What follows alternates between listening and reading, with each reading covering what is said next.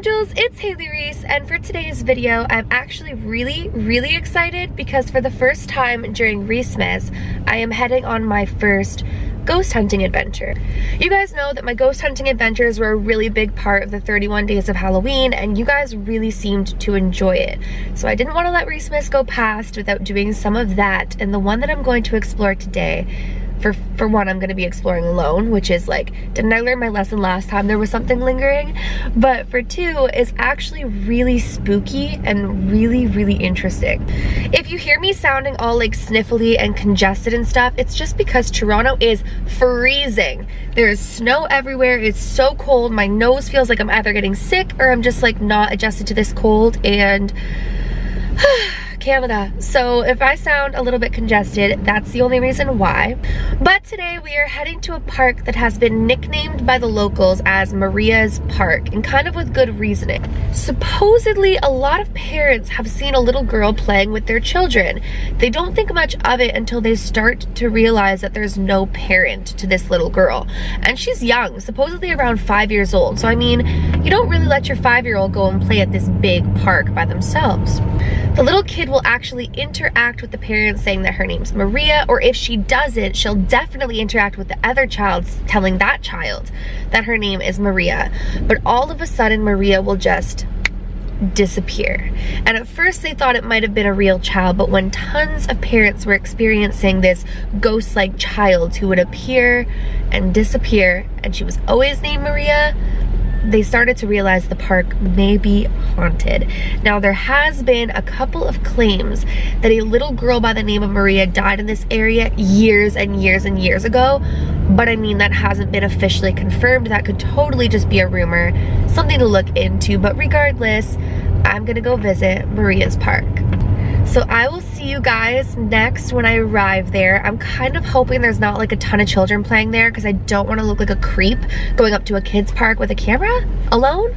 But fingers crossed it's too cold. I hope Canadian kids aren't as adjusted to the winter as they should be, and I will see you guys when I'm there next. Okay, so I have arrived to Maria's Park. The creepy thing is there's like a lot of kids around the area. They're like tobogganing and stuff in the snow, but it doesn't look like there's a lot of kids at the park. I don't know. We're gonna go explore. We're gonna see what we can get and how close we can get without looking like a crazy woman with a camera. So here we go. Okay, so I have made it to Maria's Park. The first thing that I noticed, you guys, is this cool little like gnome looking playground. Look at this.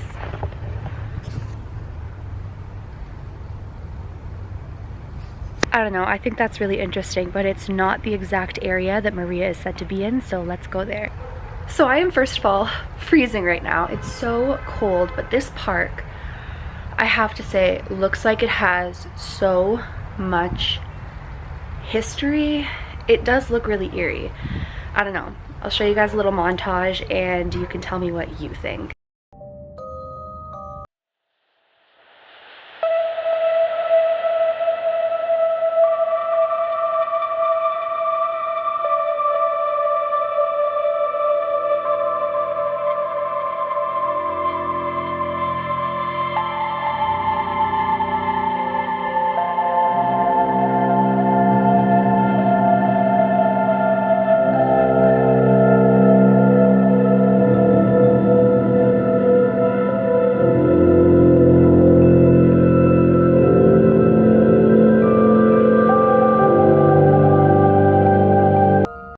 So I'm inside this little play hut.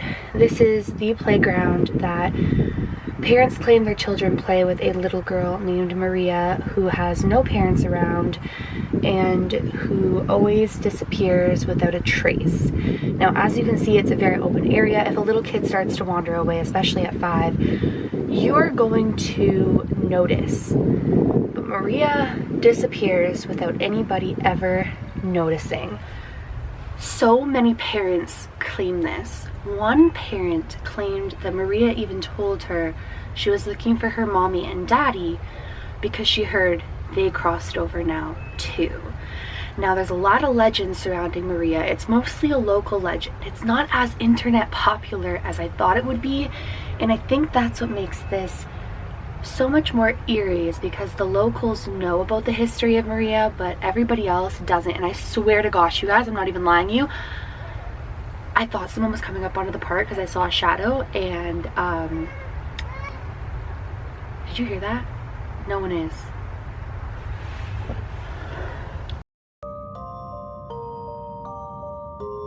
So I don't know if you guys caught it on camera. I am leaving because I thought that I heard a child crying after I said I saw the shadow.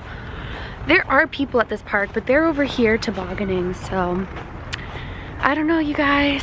This park is interesting, and I'll talk more about it when I get back to my house. So I'm back in the car. My hands are honestly numb. It's so cold today. I don't know. I have to say that there is some feeling about that park that I get, I can honestly say this, that is like eerie. It could be that it's old. You can tell it's old. It has a lot of history behind it. Plus, given the stories of Maria, it kind of gives you this odd feeling. But I was really lucky to get there when all the kids are like over in this area tobogganing, because otherwise, I don't know. You know, someone going to the kids park with a camera isn't always the nicest impression to give to parents. But ultimately, I don't know, that park was freaky. I'm kind of gonna sit back, think about what I think about it, and next time I see you guys, we'll be talking about some different stories and theories. So see you guys soon. Okay, you guys, so I am back after that adventure. I wish I could have stayed there longer and explored more, but two things were happening. First thing is, it was absolutely freezing out. It's way in the minuses.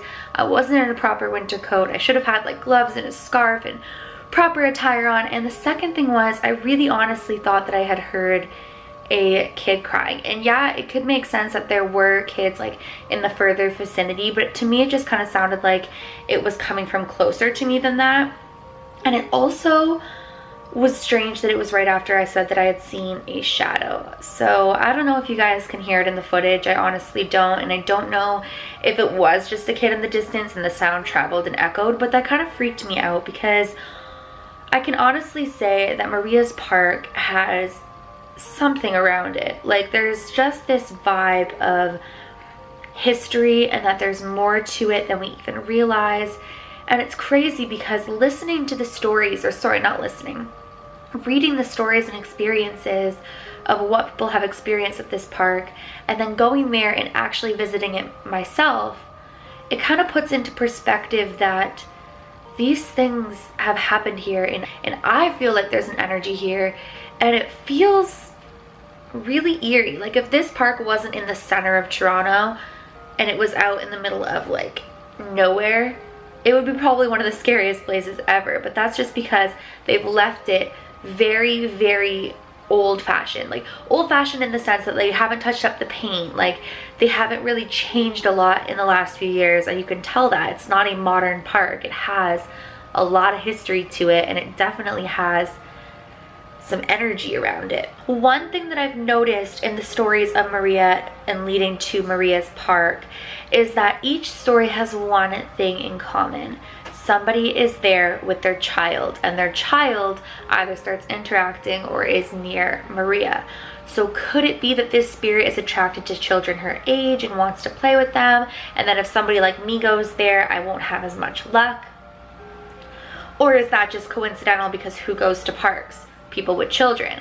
I don't really know what to think. I obviously didn't see Maria. I didn't see a little girl named Maria. I actually didn't see a single child playing on that playground, but with good reason, because it's older, and with the ice and the cold, it definitely isn't a safe place. But I definitely did sense something. It would be interesting to go back there when it's a little bit warmer out, and when I have, like, you know, my little cousin or something like that around. But regardless, I'm gonna have to say visiting Maria's Park was an experience. I'm gonna go ahead and assume that it is haunted just based off of the vibe that I got, but it could also be that it was like freezing, a ghost-like looking area, and I was the only one in that area. What do you guys think of Maria's Park? When you saw the footage, did you get an eerie feeling, or did you think that it was just your regular run-of-the-mill park? Please let me know in the comments below what you guys thought of it. And that is basically it for today's ghost hunting adventure. I hope that you guys enjoyed it. If you want to see some more ghost hunting adventures and visiting different places, then make sure to let me my goodness, can I speak? Then make sure to let me know that in the comments below as well, and I will see you guys in tomorrow's video. Remember, my loves, do all things with kindness. And until next time, I love you.